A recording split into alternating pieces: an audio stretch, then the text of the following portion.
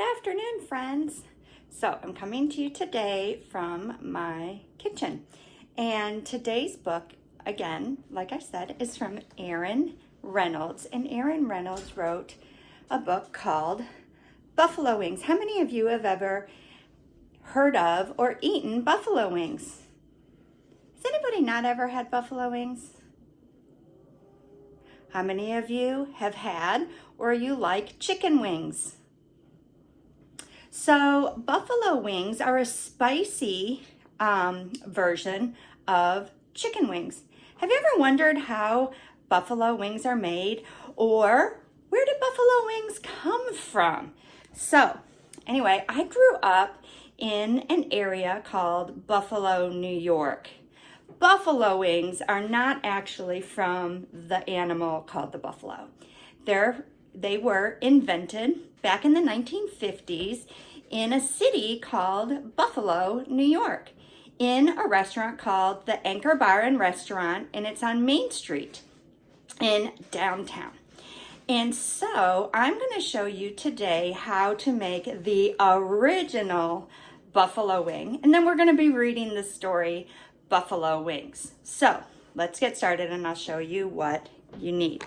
So looking here, first you need some ingredients. You need chicken wings. Okay, I like to get them raw so that I can cook them exactly how I want them, rather than already made and you just heat them up, because I notice that those tend to be a little bit mushy. Also, you can buy them in the freezer section and they have breading on them, but those are not the original buffalo wings. Original buffalo wings do not have any batter or breading on them. And a lot of people wonder, well then how do they get that texture and that flavor? I'm going to show you. All right, so then you also need some really important ingredients. You need butter. You want to use real butter. Don't use margarine. It won't taste the same. Then you need something called Frank's hot sauce. Now there's a lot of hot sauces, or what are called cayenne pepper sauces, on the market. This one is the original used in the first buffalo wings. And I should tell you that in the New York area, they don't call them buffalo wings, they just call them chicken wings. It's really in other places of the country that they're called buffalo wings. I noticed that when I moved here. And so you can just put Frank's Red Hot sauce directly on your buffalo wings. They're gonna be pretty spicy. You use butter to make them a little bit more mild. If you want them even spicier, you can add vinegar. We're not gonna do that today. All right. You want some cooking spray, and you want some oil that can sustain high heat. I'm sure that the original was vegetable oil. I'm using avocado oil. Do not use olive oil, as it can't withstand the high heat. Then that's pretty much it. But then you also need some utensils. You have a choice. You can cook them the original way with the high heat oil in a frying pan, and you'll want to cook them about 5 minutes on each side until they're as crunchy as you want. Or you can use an air fryer. This is my air fryer, and it's made by Instapot. You'll want a oven mitt so you don't get burnt. You'll need some tongs, a spoon, a knife. You'll also need a container that you use to mix at the end. And oh, you're gonna need a little cup to melt your butter. And I've already pre-melted some butter. Let me think, is that all that we need? Oh, you'll also want some paper towel to drain the oil. All right, so first thing that you do is you can put your oil in your pan, or you can turn your air fryer on. You're gonna want to click air fry. You're gonna want to preheat it at 400 degrees. You're gonna end up cooking them for about 10 minutes on each side for a total of 20 minutes. And so I set it to 23 minutes, 3 minutes to 3 minutes to preheat, and then 20 minutes to cook, okay? The next thing that you're gonna wanna do is then put them in there and let them cook. All right, so I'm gonna set this down so that I can show you the next steps. All right, yay, now I have some free hands, right? Anyway, while your chicken wings are cooking, you can get the rest of your ingredients ready. So you're gonna wanna use your knife, and you're gonna wanna take off about a tablespoon's worth of butter. And I just kind of stab it like this and put it in your bowl. And then I like to just melt it in the microwave for about 30 seconds, and it will come out like this. So good. It's not a good idea to eat raw butter, but it is yummy. Some people like it, some people don't, you know. So anyway, you want to do that. Then you want to take your container. This is my chicken wing container. It's just what I always use to make my chicken wings. And this is really pretty easy. All you do is set that over there. Take your container, open up your hot sauce. Now, if you want to just shake it in, you can just like flip the top like that. If you're making a lot, just take the whole top off and then pour it in. Now, you don't want to, I don't know, I guess I should measure maybe 1/4 cup. I would say if you want to use a measuring cup, put about 1/4 cup in there. Then you're going to take your melted butter. I swish it like that because it can separate, and pour that in there. All right, you're going to take your spoon, just take out the extra, then stir it together. Now, if you like your chicken wings plain, you're not going to want to put any of this on there. If you like them just a tiny bit spicy and flavorful, you'll want to use more butter and less sauce. If you like them spicier, you'll want to use more sauce and less butter. Take that off. Set that over there. So we'll be back in just a moment, and I will show you how to finish up once the chicken wings are cooked. We're back. All right, so the next thing that you're gonna do, I know you can't see me because I'm gonna go over here to the air fryer. I'm gonna open it up. All right, and then I'm going to use my tongs, and you're gonna go into the air fryer. They've already cooked for 10 minutes on each side. Let's see here. Here we go.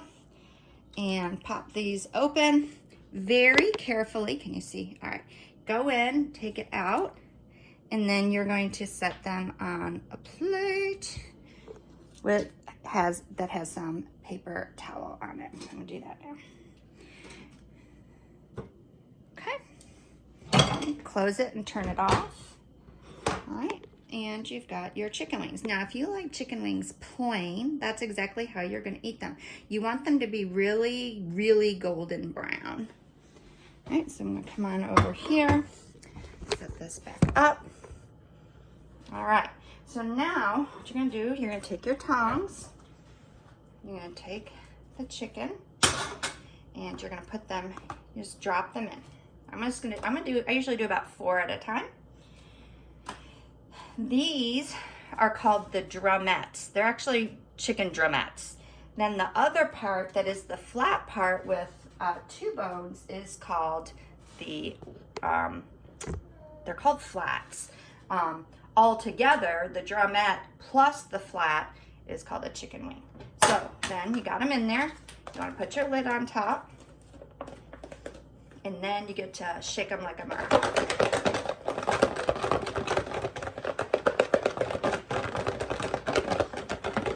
All right, so then you want to peek.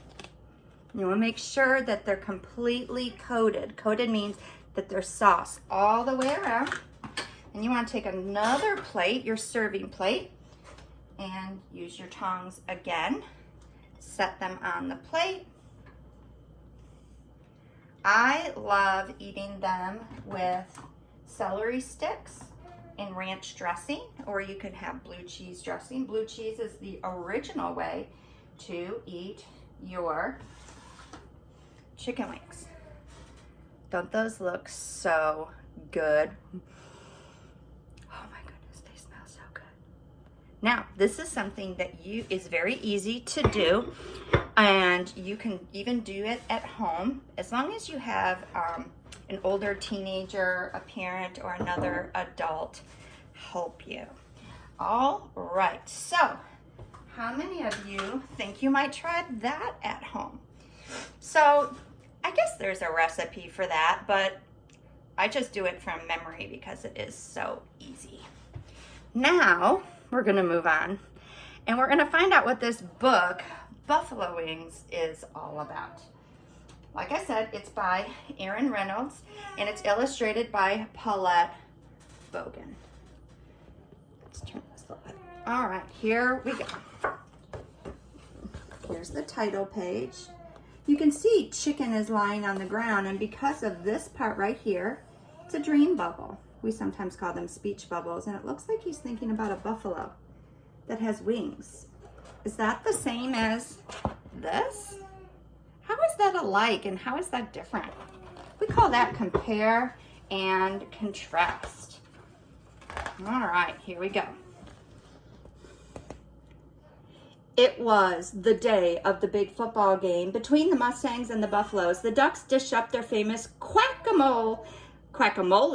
The pigs piled a platter knee deep with nachos, and the horses heisted Farmer Nuthatcher's TV. But in the henhouse of Nuthatcher Farm, something was missing. Make a prediction about what is missing, and let's see if we can figure it out. I bet you can already tell because of the way they changed the type. The rooster had a hankering for a game time snack with plenty of kick. Flipping through Mrs. Nuthatcher's cookbook, he found the solution to his, problem. Buffalo wings! Kickoff was close, so he skimmed the directions and mixed up a spicy, sassy sauce. But something was missing. Is that why we made the sauce? So he gets in the truck. Where is he going? Where do you think? Of course, if the rooster wanted buffalo wings, he would find a buffalo. Borrowing Farmer Nuthatcher's pickup truck, the rooster headed west, though nobody was quite certain where he learned to drive a stick shift. That's a certain type of car where you have to shift the gears. So, dreaming of wings, the rooster pulled the pickup into Buffalo Bob's Wild West Rodeo.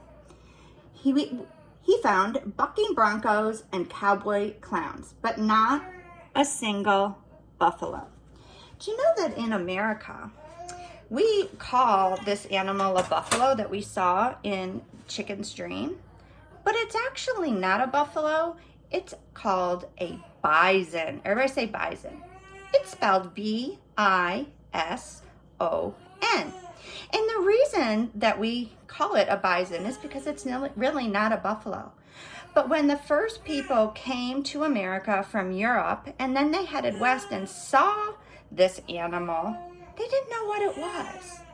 And they wanted to be able to tell each other what they were talking about. And the only animal that they could think of that looked closest to the bison was the buffalo, which lives in the eastern part of the world on the other side of the Atlantic Ocean. And for some reason, the name has stuck. So now we see some bears. Hot on the trail, the rooster steered toward Buffalo Smoke National Park. He spied geysers and grizzly bears, but not a single buffalo. I hope you know which one is the geyser and which one is the grizzly bear.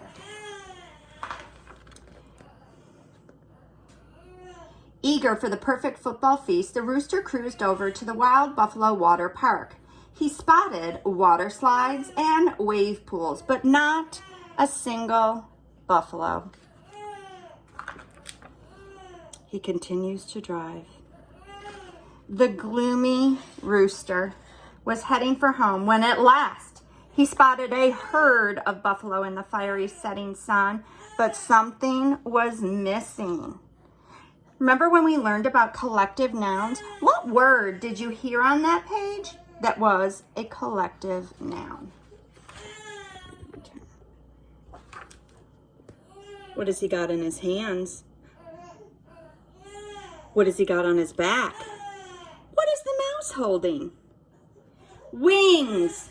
The whole herd of buffalo was completely wing-free. The rooster reread his recipe. Garlic, vinegar, ketchup, hot sauce, and that is one strange recipe.